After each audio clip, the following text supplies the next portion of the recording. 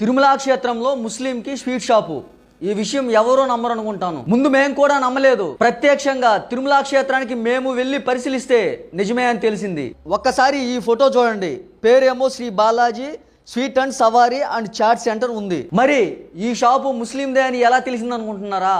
ఆ షాప్లో మేము ఒక స్వీట్ కొన్నాం. ఫోన్ పే చేస్తే రిజ్వానా అని వచ్చింది. ఒకసారి ఈ ఫోటో చూడండి. అప్పుడు ఆ షాప్ లో ఉన్న అతను అడిగాము, ఫోన్ పే చేస్తే ముస్లిం పేరు వస్తుంది ఏంటి అని. అప్పుడు ఆ షాప్ లో ఉన్న అతను ఏం చెప్పాడో అతని మాటల్లోనే వినండి. చూశారు కదండి హిందువులారా, ఇతను చెప్పిన మాటలు విన్న తర్వాత మేము షాక్ అయ్యాం. పవిత్రమైన మన తిరుమల క్షేత్రంలో ముస్లింలు వ్యాపారం చేసుకోవడానికి షాపులు ఎవరిచ్చారంటే టీటీడీ వారే ఇచ్చారు. అసలుకి టీటీడీ వారు మన తిరుమల క్షేత్రాన్ని ఏం చేయాలనుకుంటున్నారు? ఈ రోజు హిందువులందరి తరపున నేను అడుగుతున్నా, తిరుమలలో ముస్లింలు ఉండటానికి ఇల్లులు, వాళ్ళ బ్రతుకు కోసం షాపులు ఏ విధంగా ఇచ్చారు? వారు ఉండే ఇళ్లలో కానీ షాపులు